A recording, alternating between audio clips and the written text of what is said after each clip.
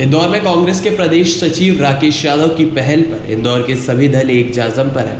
बढ़ती सांप्रदायिकता के मुद्दे पर नेताओं ने मंच से अपनी प्रतिक्रिया जाहिर की। दरअसल मकसद था देश में बढ़ती सांप्रदायिकता के जहर के खिलाफ सभी दलों को एक कर जागरूकता फैलाना, जिसके लिए यह आयोजन किया गया, जिसमें Samajwadi party, Congress, communist, left सहित कई दलों के प्रतिनिधि उपस्थित हुए। सभी ने एक स्वर में कहा कि देश में जिस तरह से भाजपा द्वारा सांप्रदायिकता का माहौल बनाया जा रहा है, उससे लोगों में दूरियां बढ़ रही है। हमारी जिम्मेदारी है कि हम सभी को मिलकर इसके खिलाफ एक जन जागरण अभियान चलाएं। इस आयोजन में सभी समाजजन शामिल हुए और सभी ने अपने अपने वर्गों में, समाजों में एक जन जागरण अभियान चलाने की बात कही और देश में बढ़ती नफरतों के खिलाफ आवाज़ उठाने का संकल्प लिया। इसके साथ ही आने वाले चुनाव में इस बार एक होकर इसके खिलाफ लड़ने की बात कही। इंदौर के रीगल तिराहा स्थित हुई बैठक के दौरान इंडिया गठबंधन के लगभग सभी दलों के नेता सम्मिलित हुए। उस सांप्रदायिकता से हम कैसे मुकाबला कर सकते हैं, हम कैसे उससे लड़ सकते हैं, और इसके लिए हम पूरे इंदौर के जो लोग हैं वो यहाँ पर इकट्ठा हुए हैं। और हम सबका ये मानना है कि महात्मा गांधी जो सर्वधर्म समभाव की बात करते थे, उस सर्वधर्म समभाव को हम लोग दोबारा से अपनाएं, क्योंकि ये बहुत साफ है कि अगर इस देश को बचना है तो उसको सांप्रदायिकता को अपने से अलग हटाना पड़ेगा। अगर सब धर्म एक दूसरे को समान एक जैसा मानेंगे, समान मानेंगे और आपसी द्वेष को खत्म करेंगे तो ही ये देश बच सकता है। इस देश को बचाने का एकमात्र तरीका है कि हम सब लोग, सारे धर्म के लोग एक साथ मिलजुल कर काम करें, और यही आज शुरुआत हम लोग यहाँ से कर रहे हैं। अगला चुनाव और ये सब कुछ जो चल रहा है, ये जिस तरीके के सांप्रदायिक वातावरण में हो रहा है, हम चाहते हैं कि आम जनता जो है वो बहुत विवेक के साथ अपना मतदान करे और देश में जो सांप्रदायिक ताकतें हैं, उन सांप्रदायिक ताकतों को वो अपने तरीके से जवाब दें। सर, जो सत्ताधारी दल है भाजपा, क्या आप मानते हैं कि सांप्रदायिकता के हिसाब से ही चुनाव जीत रहे हैं, उसी मुद्दों को लेकर जीत रहे हैं? देखिए, हम यहाँ एक बात बहुत स्पष्ट कर देना चाहते हैं कि हम लोग सारी बातें, बहुत सारी चीज़ें जनता के विवेक पर छोड़ना चाहते हैं। हमारा मकसद यहाँ इस कार्यक्रम के जरिए ये है कि हम उनके सामने जो परिस्थिति है उस परिस्थिति को रखना चाहते हैं कि सांप्रदायिकता से अंततः इस देश को क्या नुकसान है। ये उसको तय करना है कि वो किसे सांप्रदायिक मानती है या न मानती। हम उस कैंपेन के मूड में नहीं जाना चाहते। हम जनता को एक किस्म से जागरूक करना चाहते हैं कि वो अंतर करना समझे कि सांप्रदायिकता क्या है, सांप्रदायिकता की क्या दुष्परिणाम है। और ये सांप्रदायिकता जिस तेज़ी से बढ़ रही है उसकी वजह से आप देख रहे हैं कि कोई बेकारी पर बात नहीं कर रहा। आज देश के 45% युवा जो है वो बेरोजगार है, उस पर कोई बात नहीं हो रही। गरीबी लगातार बढ़ रही है, आर्थिक असमानता लगातार बढ़ रही है। हम सिर्फ ये चाह रहे हैं कि हम सांप्रदायिकता के मुद्दे को जब हम धीमा कर पाएंगे, उसको शांत कर पाएंगे, तो बाकी लोग जो हमारे जीवन के जरूरी मसले हैं उस पर बात कर पाएंगे, उस पर सोच पाएंगे। अभी जिस तरीके से उन्हें चार्ज कर दिया गया है वो कुछ और सोच ही नहीं है। तो हमारा सिर्फ इतना कहना है कि अगर सांप्रदायिकता का ये जहर कम होगा तो वो अपने बारे में, अपने बच्चों के भविष्य के बारे में सोच पाएंगे। कभी वो सोच पाएंगे कि देवी अहिल्या विश्वविद्यालय में पिछले 25 साल से एक भी प्रोफेसर नहीं है, या 225 प्रोफेसर होने से वहाँ 12 या 15 या 20 प्रोफेसर हैं। रीवा यूनिवर्सिटी में 12 प्रोफेसर हैं। विक्रम विश्वविद्यालय में आपने कितना पैसा कहाँ कहाँ लगाया ये अलग मुद्दा है, पर विक्रम विश्वविद्यालय में जहाँ 120 से ऊपर प्रोफेसर होना चाहिए वहाँ 14 प्रोफेसर हैं। आप इन मसलों पर कब सोचें? शिक्षा के स्तर पर कब सोचें? महिलाओं के साथ अगर हम ये मान रहे हैं कि जिस तरीके का सांप्रदायिकता का चार्ज माहौल है, उसमें एक 12 साल की लड़की 8 किलोमीटर तक जाती है पैदल और उसके शरीर से खून बह रहा है और एक आदमी भी उसको संभालने वाला नहीं है, तो हम कैसा समाज बना रहे हैं भाई?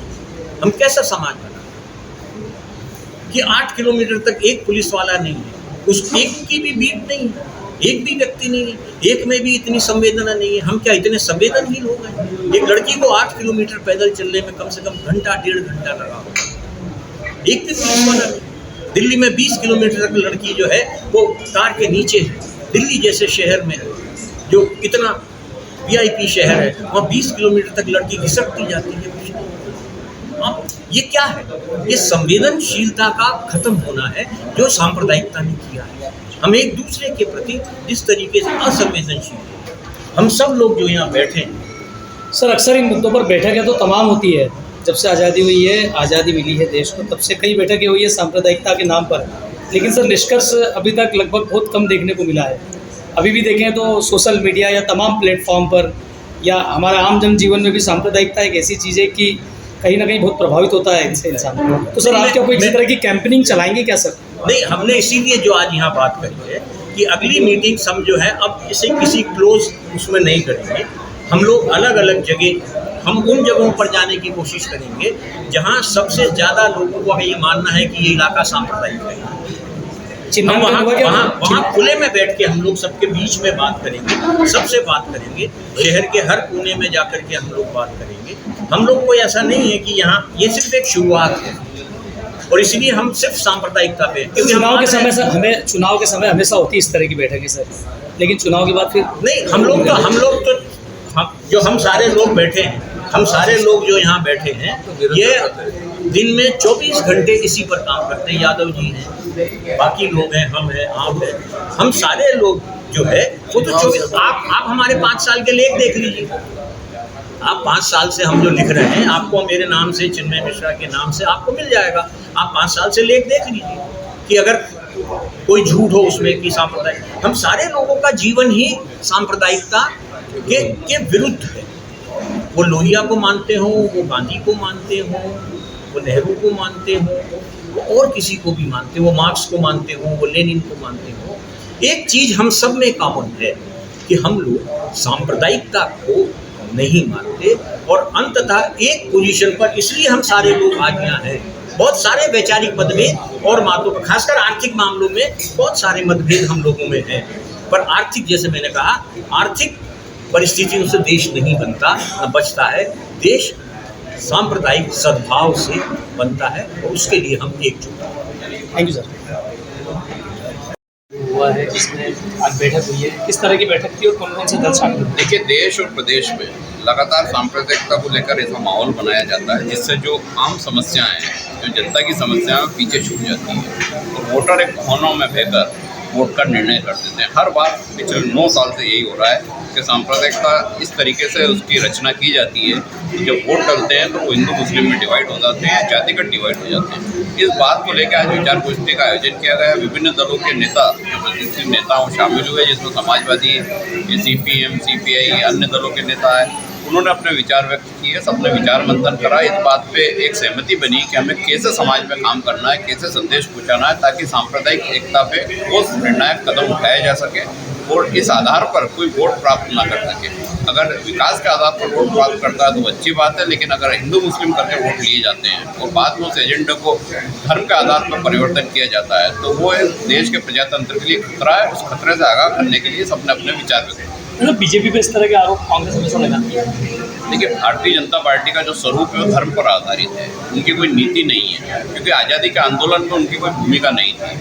जिस देश के लिए कोई भूमिका नहीं थी, जब उसको सींचा नहीं अपने खून से, बनी बनाई थाली में खाना खा रहे हैं तो उसको भी उलट रहे हैं। तो इस तरीके के लोग देश को पीछे ले जा रहे हैं। पिछले 9 साल में जो हमारी आर्थिक स्थिति है या हमारी जो सामाजिक स्थिति है, जो विदेश नीति है, सब पे हम फ्लॉप साबित हुए हैं। उसकी वजह क्या है, इस पर चिंतन होना चाहिए और उसी बात पे चिंतन होने के बाद सांप्रदायिकता एक ऐसी वजह है जिससे वोटों का ध्रुवीकरण किया जाता है और चुनाव जीते जाते हैं। ये एक रणनीति हो सकती है, लेकिन देश के लिए हानिकारक है। और आप प्रदेश सचिव है कांग्रेस के, कैलाश विजयवर्गीय जी 1 नंबर विधानसभा से चुनाव लड़ रहे हैं, जिन्होंने हाल ही में एक बयान दिया था कि जिस भी बूथ से किसी को कांग्रेस का वोट नहीं मिलेगा तो मैं 51,000 रुपये इनाम दूंगा, जिसमें संजय शुक्ला जी ने चुनाव आयोग को शिकायत की बात कही है। तो क्या पार्टी की ओर से किसी तरह की आप कार्रवाई करेंगे? देखिए, पैसे पे वोट खरीदना अपराध है इस प्रजातंत्र में और कैलाश विजयवर्गीय जैसा नेता जो राष्ट्रीय स्तर का नेता है, वो इस तरह की अगर बातें करते हैं तो वो बेहद अपमानजनक है। उनको ये सोचना चाहिए, चुनाव तो आते जाते रहते हैं, आप पे बहुत सारी जिम्मेदारियाँ इंदौर ने दी हैं। आप इंदौर को तो लज्जित ना करें, इंदौर की जनता को लज्जित ना करें। आप इस तरह की घोषणाएं कर रहे हैं कि मैं 51,000 रुपये दूंगा, कांग्रेस को वोट मत दो। इससे ज़्यादा खराब बात इस प्रजातंत्र में क्या हो सकती है? अगर आप चुनाव नहीं जीत सकते हैं एक अलग बात है, लेकिन अगर आप चुनाव सभ्यता से नहीं लड़ सकते तो आपको मैदान से हट जाना चाहिए। किसने बोला है कि आप यहाँ चुनाव लड़े? अनेक बीजेपी के दूसरे अच्छे नेता हैं, सामाजिक नेता हैं, वो लड़ेंगे, प्रदेश को एक अच्छा माहौल मिलेगा। आप जैसा नेता इस प्रदेश में अगर जीत भी गया तो वो फिर सरकार गिराने बनाने का काम करेगा, कौन बनेगा मुख्यमंत्री की रेस में शामिल होगा, फिर वही लड़ाई शुरू होगी जो 12 साल पहले समाप्त हो गई थी। कहीं ना कहीं भारतीय जनता पार्टी भी उनसे दुखी है, उसका चरित्र चित्रण लगातार सामने आ रहा है। सर महाकाल लोक का जो